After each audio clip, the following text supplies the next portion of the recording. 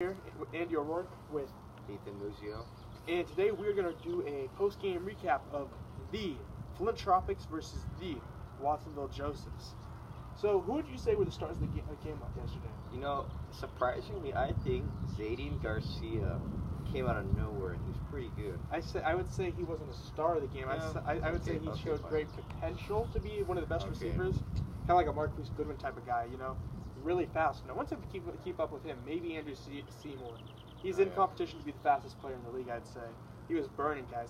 His only problem is he can't catch at all. A lot of them couldn't catch. That was on the Watsonville Josephs. The Watsonville Josephs had 5 drops. A lot of runs that game. But yeah, there was 9 passing attempts by the Josephs. There were a total of 12 by the Flint Tropics.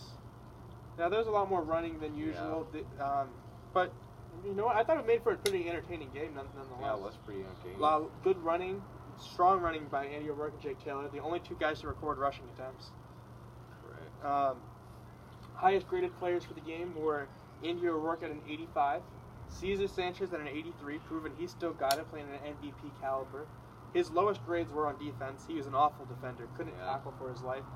And after that, it was the pass rusher, Duvon Adams. Oh yeah, he was pretty good. He was. He got 2 sacks. Very rare in flag football. He could really get after the quarterback. Very impressed with his effort. Worst defender, though, by far, was Dylan King. You're going to testify to this. Ooh, yeah, it wasn't very good. He was covering Jake Taylor first play of the game. Got burned deep. Absolutely just scorched. Like it was like the California forest fire with his defense. Absolutely burnt to a crisp by Jake Taylor for a 45-yard touchdown to start the game. It was ugly. Yeah, it was pretty ugly. A lot of lives lost that game. And then next time, you know, Dylan King gave up half the team's touchdowns. Yeah, he's got to work on those hands. No, gave up. What?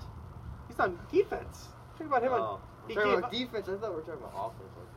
Well, no, I mean, it's okay. They know I'm the only person here that's following football. You're just here to be a, color. I'm here to support you, man. Yeah, you're a color commentary guy. That's okay though. So yeah, Dylan King's hands were pretty good. He had 5 receptions for 63 yards. Leads the league right now in receptions and yards, but could not find the end zone. Lacked run after catch is another challenge he had. Ooh, we should talk about that interception by Andy O'Rourke. That was a pretty good interception. I'll let you talk about that since it's about me. Well, Mr. Andy O'Rourke caught a ball to Jake Taylor. It was pretty spicy. Almost ruled out of bounds, but it was good. Thank you. End of the game was quite heroic. Almost a rushing touchdown by Andy O'Rourke.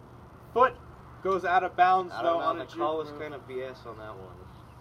It's a skeptical call, controversial, but you know what? I think the Flint Tropics show they have good potential to beat them in the postseason, even missing their star player, C.J. Gomez, who still is holding out on contract negotiations. Very weak-minded.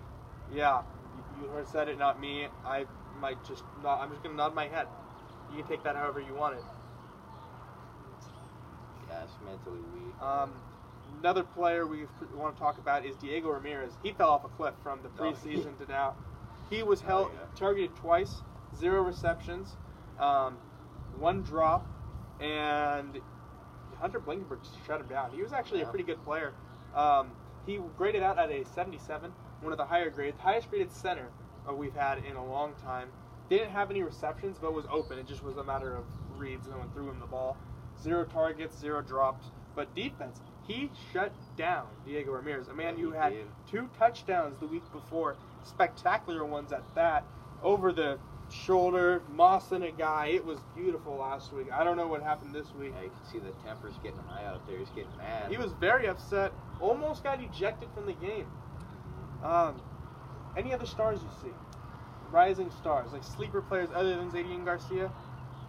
Did we talk about Duvon Adams? We talked about Duvon Adams pass rushing, graded out at an 80. We talked about this upcoming week's game. The Aptos Crusade and the... Let's see about that one. Yeah, I was assuming the weather. Aptos Crusade versus the Interlake and Interlakers. Top player, obviously, Andrew Seaborn, #1 overall pick. We'll see how he does. We're expecting him to grade well. No one knows who the Interlaken quarterback is, though, yet. So that's still a question mark. That's the only question mark on the roster. Skill position, they're very strong. Then Aptos Crusade, best player, Willie Valencia. Their quarterback is Mr. Krogan. Oh boy. Yeah, It's gonna be good. Yeah. I believe this is going to be a blowout. Yeah, it's probably gonna be a blowout. I don't want to be rude, but the worst player on the maybe not the worst, but the fourth best player on the Interlaken is the best player on the Crusade. So Yeah. it could be a bloodbath. Maybe they'll surprise us, but I'll be honest, It's not looking good. yeah, for the second year in a row that team's just gonna struggle. But that's okay. They're young. They're gonna grow maybe. A few mentally weak individuals like that in Avila. Outside of that, though, outside of next week's game, I think we'll see a lot. If you are playing in the SFL Fantasy League, start as many Interlaken players as you can. They are. Make sure they're not baseball players. Yes. Oh my God! Don't get us started on baseball players. That has been the SFL podcast.